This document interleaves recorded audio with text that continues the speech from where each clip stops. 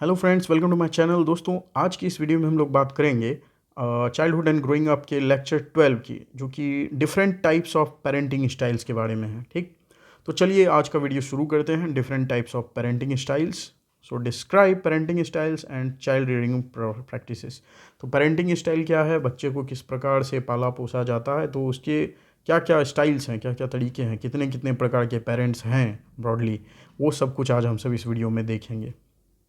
So, parenting styles refer to the overall approach and attitudes that parents adopt in raising and nurturing their children.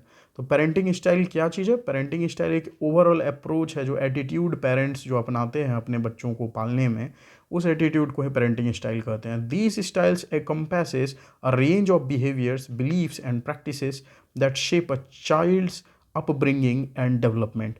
तो ये जो parenting styles है, इसमें बहुत सारी चीज़ शामिल है। बहुत प्रकार के बिहेवियर हैं, बिलीफ पेरेंट्स के हैं, और जो पेरेंट्स किस प्रकार की प्रैक्टिसेस करते हैं बच्चों को डेवलप करने में। ठीक, while different cultures and individuals may have variations in their parenting styles, several common approaches have been identified in psychological research. तो अलग अलग कल्चर में और अलग अलग व्यक्ति अपने बच्चों का पालन पोषण अलग अलग प्रकार से कर सकते हैं, लेकिन जो साइकोलॉजिकल रिसर्च किया गया है उसमें कुछ कॉमन बातें पाई गई हैं अलग अलग कल्चर के पेरेंट्स में भी, और वही कॉमन बातों को आज हम सब यहाँ पर देखेंगे। उसके आधार पर here are 4 commonly recognised parenting styles. तो इस साइकोलॉजिकल रिसर्च के आधार पर देखा गया है कि 4 प्रकार के जो हैं पेरेंटिंग स्टाइल्स ये पाए जाते हैं। तो देखते हैं। First and foremost, authoritarian parenting. Authoritarian parenting क्या होती है? In these parenting styles, parents establish strict rules and high expectations for their children. तो ये जो अथॉरिटेरियन पेरेंटिंग स्टाइल है, इसमें पेरेंट्स बहुत ही ज़्यादा स्ट्रिक्ट रूल्स बनाते हैं और अपने बच्चों से बहुत ही ऊंची उम्मीद लगा के रखते हैं। यानी बच्चा को पूरा टाइट डिसिप्लिन में रखते हैं, हमेशा रूल रेगुलेशन। ठीक, और बहुत ही ज़्यादा बच्चे से एक्सपेक्टेशन भी लगाए रखते हैं। दे वैल्यू ओबीडियंस एंड डिसिप्लिन। ठीक, तो ऐसे पेरेंट्स जो कि अथॉरिटेरियन पेरेंटिंग स्टाइल के होते हैं, वो बहुत ही ज़्यादा बच्चे से चाहते हैं कि बच्चा हर बात माने, ठीक, और पूरा एकदम सख्त डिसिप्लिन में रहे। Often using punishment as a means of control. और बच्चे को एक कंट्रोल करने के लिए हमेशा पनिशमेंट मतलब उसको सजा देते रहते हैं अगर बच्चा उनकी बात को नहीं मानता है, डिसिप्लिन में नहीं रहता है। तो authoritarian parents tend to have little tolerance for negotiations और discussion and may be less responsive to their child's needs and emotions. तो ऐसे जो अथॉरिटेरियन पेरेंट्स होते हैं, ठीक, इनके अंदर बहुत ही कम टॉलरेंस होता है अपने बच्चों की बातों को समझने के लिए। वो बच्चों से कुछ डिस्कस नहीं करना चाहते हैं, बच्चों की प्रॉब्लम क्या है उसको समझना सुनना ही नहीं चाहते हैं। ठीक, बच्चे की क्या ज़रूरत है, बच्चा का क्या इमोशन है, इससे उनका कोई लेना देना नहीं है। उनको बस इस बात से मतलब है कि वो क्या चाहते हैं, वो बच्चे को कैसा देखना चाहते हैं, बच्चे से क्या उम्मीद लगाना चाहते हैं, बच्चा बस वो करे जो उसके माँ बाप करना चाहते हैं, जो उसको कह रहे हैं करने के लिए। इस प्रकार की पेरेंटिंग स्टाइल को कहते हैं authoritarian parenting. They aim to maintain authority and enforce rules consistently. तो ऐसे पेरेंट्स का एक ही लक्ष्य होता है कि वो अपनी अथॉरिटी को बरकरार रखें और अपना जो रूल्स है वो बच्चे से फॉलो करवाएं, बस पूरी सख्ती के साथ। नेक्स्ट पेरेंटिंग स्टाइल है अथॉरिटेटिव पेरेंटिंग। अथॉरिटेटिव पेरेंटिंग क्या है, आइए देखते हैं। अथॉरिटेटिव, देखिए कंफ्यूज नहीं होना है, पिछला जो था वो क्या था? पिछला था अथॉरिटेरियन पेरेंटिंग। ठीक, अथॉरिटेरियन, और इस बार है अथॉरिटेटिव पेरेंटिंग। ठीक, तो अथॉरिटेटिव पेरेंटिंग स्टाइल क्या है? तो authoritative parenting styles parents also establish rules and expectations but combine them with warmth understanding and open communication. ठीक, तो अथॉरिटेटिव पेरेंटिंग स्टाइल्स में जो पेरेंट्स होते हैं अथॉरिटेटिव नेचर के, वो भी रूल रेगुलेशन लगाते हैं, वो भी बच्चों को डिसिप्लिन में रखना चाहते हैं, लेकिन अंतर ये है कि अथॉरिटेरियन जो पेरेंट्स थे वो सख्त सिर्फ अपना रूल रेगुलेशन ही मानना चाहते थे, बच्चे से मनवाना चाहते थे, और वो बच्चे की समस्या को सुनना नहीं चाहते थे पिछले जो हमने देखा अथॉरिटेरियन। लेकिन यहाँ पर एक अंतर है, अथॉरिटेटिव पेरेंट्स क्या करते हैं, ये भी रूल रेगुलेशन बच्चों को फॉलो करवाना चाहते हैं, बच्चे से उम्मीद लगाते हैं ये भी, लेकिन साथ ही साथ ये समझते भी हैं बच्चों की समस्याओं को। ठीक, और ओपन कम्युनिकेशन, बच्चे से बातचीत भी करते हैं कि अगर बच्चे को कोई समस्या आ रही है तो बच्चा अपनी बात को रख सके। ठीक, और ये उनकी बात को सुनते हैं और सपोर्ट भी करते हैं। They provide guidance and support while allowing their children to express their opinions and participate in decision making to some extent. तो ऐसे पेरेंट्स जो अथॉरिटेटिव नेचर के होते हैं ये गाइडेंस भी देते हैं अपने बच्चों को, सपोर्ट भी देते हैं और अपने बच्चों को पूरा परमिशन भी देते हैं कि वो अपनी बात को, अपने ओपिनियन को वो एक्सप्रेस कर सके, अपने पेरेंट्स के साथ साझा कर सके अपनी बातों को। और साथ ही साथ अगर कोई डिसीजन लेते हैं तो ऐसे पेरेंट्स अपने बच्चों को भी शामिल करते हैं कुछ हद तक अपने उन डिसीजन की मेकिंग में। Authoritative parents balance discipline with explanation, focusing on teaching rather than simply enforcing rules. तो अथॉरिटेटिव पेरेंट्स जो होते हैं ये बैलेंस करते हैं डिसिप्लिन को भी और साथ ही साथ कोई चीज़ अगर फॉलो करने कहते हैं कोई रूल को तो उसका एक्सप्लेनेशन करते हैं कि ऐसे ही ब्लाइंडली फॉलो मत करो, क्यों करो, ये आपके लिए कैसे, इसके क्या फ़ायदा होगा आपको, वो समझाते हैं बच्चों को। और फोकसिंग करते हैं इस पर, टीचिंग, बच्चों को सिखाते हैं सीधे सीधे, बस तुमको ये मानना ही पड़ेगा ये रूल, ऐसा नेचर इनका नहीं रहता है। क्यों मानना पड़ेगा, मानने से क्या फ़ायदा होगा, ये सब कुछ वो बच्चों को समझाते हैं। ठीक, so they are responsive to their child's needs and emotions and encourage independence and self discipline. तो ऐसे पेरेंट्स जो हैं ये रिस्पॉन्सिव होते हैं अपने चाइल्ड की ज़रूरतों को लेकर के, अपने बच्चे के इमोशंस को लेकर के, और इनकरेज करते हैं उनको इंडिपेंडेंस एंड सेल्फ डिसिप्लिन। ठीक, तो बच्चे में इंडिपेंडेंस की यानी थोड़ी सी आज़ादी बच्चों को देते हैं और सेल्फ डिसिप्लिन बच्चे को खुद से सिखाते हैं, अपने आप को डिसिप्लिन में रखो, तुम्हारे लिए ही ठीक होगा। ठीक, तो ये सारी टाइप की बात होती है, अपने बच्चे की ज़रूरतों को भी ये समझते हैं, बच्चे को लेकर के इमोशनली सेंसिटिव भी होते हैं। तो ये बेस्ट पेरेंटिंग स्टाइल है according to me, authoritative parenting. ठीक, third, permissive parenting. Permissive parenting क्या है? परमिसिव पेरेंटिंग में parents have few demands and low expectations for their children. कि इसमें पेरेंट्स अपने बच्चों से कोई डिमांड ही नहीं करते हैं, कोई एक्सपेक्टेशन ही नहीं रखते हैं, बस दुलारा बेटा, बहुत प्यार से इनको पाल पोस के बड़ा करते हैं। ठीक, बच्चे से कोई उम्मीद नहीं, कुछ भी नहीं, तुम ये कर दो वो करो, कुछ नहीं, बस तुम कुछ नहीं भी करो बेटा तब भी चलेगा। ठीक है, तो ये होता है परमिसिव पेरेंटिंग।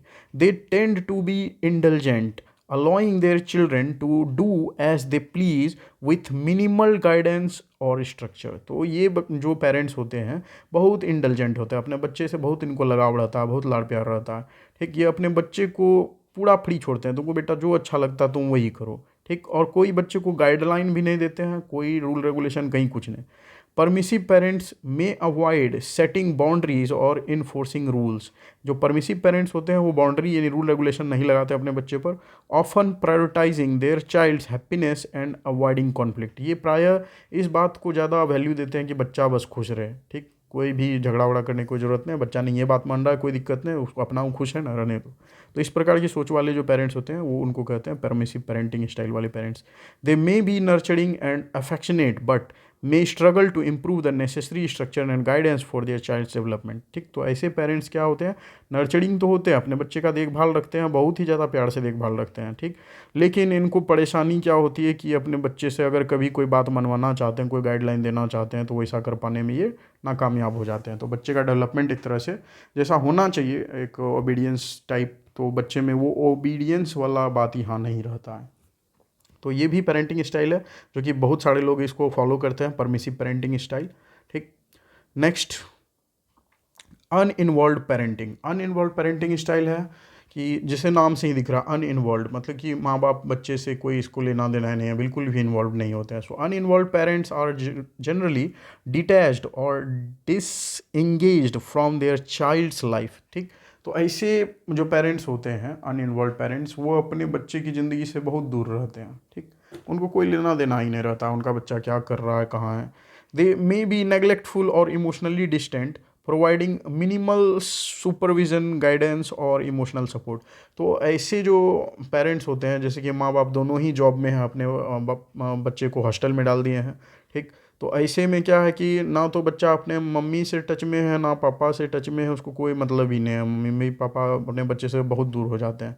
ठीक, तो ये होता है नेग्लेक्टफुल और इमोशनली और डिस्टेंट, ये जो नेचर रहता है अनइन्वॉल्व पेरेंट्स का। ठीक, तो ये इसमें बहुत ही मिनिमम सुपरविजन होता है, बच्चे को पेरेंट्स अपने से खुद से कोई रूल रेगुलेशन में नहीं रखते हैं, खुद से अपना कोई गाइडेंस भी नहीं देते हैं और ना ही उनको कभी कोई इमोशनल सपोर्ट दे पाते हैं। तो uninvolved parents may have limited knowledge about their child's activities, needs or emotions and may prioritize their own needs or interests over their child's well-being। तो uninvolved जो पेरेंट होते हैं वो लिमिटेड नॉलेज उनको रहता है अपने बच्चे की एक्टिविटीज़ के बारे में, मतलब उनका बच्चा क्या कर रहा है, कब कर रहा है, उसके बच्चे की क्या ज़रूरत है, कैसा फील कर रहा है बच्चा, तो ये सब चीज़ के बारे में उनको कोई जानकारी नहीं रहती है ऐसे पेरेंट्स को। और ये ऐसे पेरेंट्स में प्रायोरिटाइज देयर ओन नीड्स और interest over their child's wellbeing, मतलब अनइन्वॉल्व पेरेंट्स को ज़्यादा परवाह इस बात की होती है कि उनकी खुद की क्या ज़रूरत है बजाय इसकी कि उनके बच्चों को क्या चाहिए। ठीक, बच्चा कहाँ है, किस हालत में है, इसकी उनको उतनी परवाह नहीं होती है। उनको ये परवाह होती है कि उनके लिए क्या ज़रूरी है, उनका खुद का क्या ज़रूरत है। ठीक, तो इस प्रकार की भी पेरेंटिंग स्टाइल्स पाई जाती है और ये है uninvolved parenting. Next, so it is important to note that these parenting styles exist on a spectrum and many parents may exhibit a combination of styles depending on the situation or the child's age and needs। तो ये एक important बात है, ध्यान रखने वाली बात है, नोट करने वाली बात क्या चीज़ है कि ये सारे जो 4 पेरेंटिंग स्टाइल्स हमने देखा, ये तो बहुत ही ज़्यादा डोमिनेंटली, मतलब बहुत ही ज़्यादा ये मतलब कि दिखते हैं। लेकिन कुछ ऐसे भी केस हैं, डोमिनेंटली ये चारों दिखते हैं, लेकिन कुछ केस हैं जहाँ पर कि बहुत सारे पेरेंट्स जो हैं इन चारों पेरेंटिंग स्टाइल में से किसी एक दो पेरेंटिंग स्टाइल का कॉम्बिनेशन अपनाते हैं, ठीक, जाने अनजाने ही। और फिर ये बच्चे की जो एज होती है, जैसी ज़रूरत होती है, उसके सिचुएशन के अकॉर्डिंग पेरेंट्स अपनी पेरेंटिंग स्टाइल को चेंज करते हैं।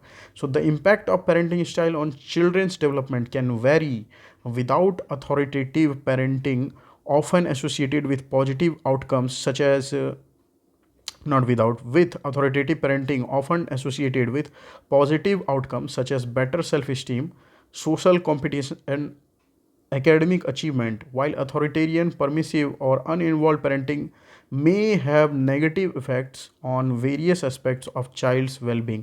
चलिए, लंबा एक स्टेटमेंट है ये, इसे अच्छे से समझते हैं। The impact of parenting styles on children's development can very, मतलब जो पेरेंटिंग स्टाइल का जो असर है, जो इम्पैक्ट है, वो बच्चों पर वेरी करता है। मतलब चारों जो पेरेंटिंग स्टाइल हमने देखा, वो चारों का जो असर है बच्चों पर, वो अलग अलग तरह का होता है। विथ अथॉरिटेटिव पेरेंटिंग, जो हमने कहा था जो बेस्ट है अथॉरिटेटिव पेरेंटिंग, ये सबसे ये एसोसिएटेड है विथ पॉजिटिव आउटकम्स। तो इसका जो रिजल्ट है, अथॉरिटेटिव पेरेंटिंग, यानी अथॉरिटेटिव पेरेंट्स जिस तरह से बच्चों का पालन पोषण करते हैं, बच्चों को डिसिप्लिन में भी रखते हैं और उनको रूल रेगुलेशन फॉलो करने भी कहते हैं, तो क्यों करना है वो फॉलो, उसका एक्सप्लेनेशन देते हैं, उनको सिखाते हैं, ठीक, उनकी सपोर्ट भी उनको करते हैं और उनसे एक्सपेक्टेशन भी कुछ लगा के रखते हैं। तो इस प्रकार का जो पेरेंटिंग स्टाइल है वो उसका रिजल्ट बहुत ही पॉजिटिव होता है, ठीक। और जैसे इसमें बच्चों को मिलता है बेटर सेल्फ एस्टीम, बच्चे कॉन्फिडेंट होते हैं, सोशल कॉम्पिटेंस होते हैं, ठीक, बच्चे कॉम्पिटेंस होते हैं। एंड कॉम्पिटेंस मीन्स मतलब बहुत ही ज़्यादा वो कंपटीशन का भाव उनमें रहता है, वो अपने आप को और ज़्यादा डेवलप करना चाहते हैं ऐसे बच्चे। एंड एकेडमिक अचीवमेंट, उनका एकेडमिक अचीवमेंट भी बहुत अच्छा होता है, पढ़ाई लिखाई में भी वो बच्चे अच्छे रहते हैं।